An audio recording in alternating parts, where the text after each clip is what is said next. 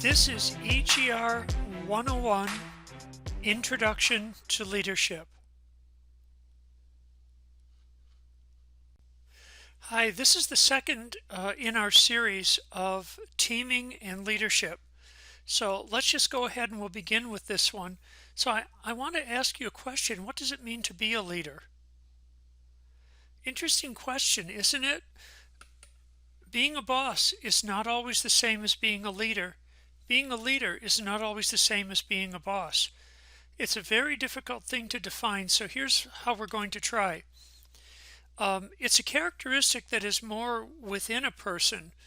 It's not necessarily a position we hold, but it's more of a behavior and an attitude we have. Here's a quote from Admiral Lee Burke. He was a World War II hero, went on to become the head of the U.S. Navy. If I can summarize Lee Burke's quote very simply, a leader is someone who others are willing to follow.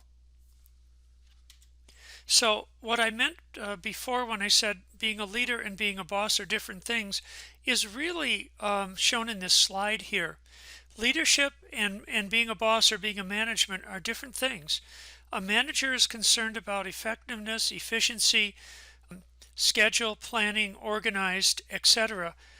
Leaders are much more about having a vision that inspires and aligns people to achieve a goal.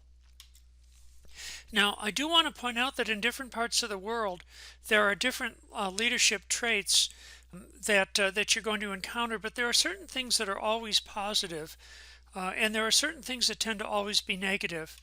So here are some things that are typical styles.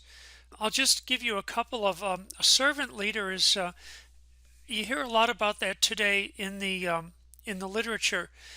A servant leader is somebody that leads by serving others and inspires them. A coach is similar to a servant leader.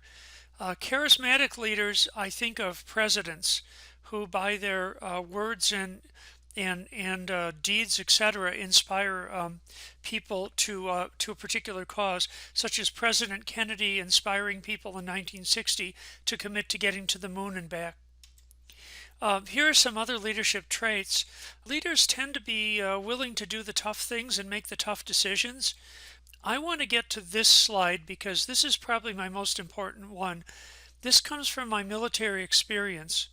The first thing is, because our teams have different roles on them and we fill those different roles, everyone on the team has an opportunity to be a leader in their role.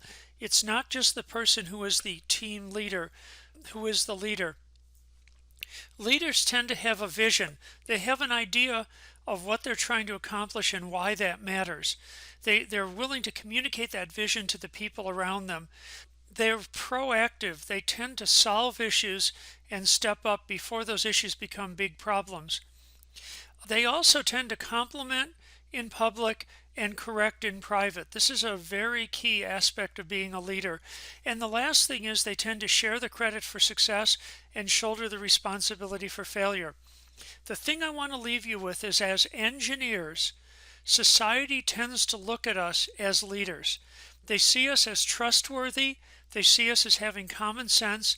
They see us as people that are visionary, and we're generally going to fill leadership roles.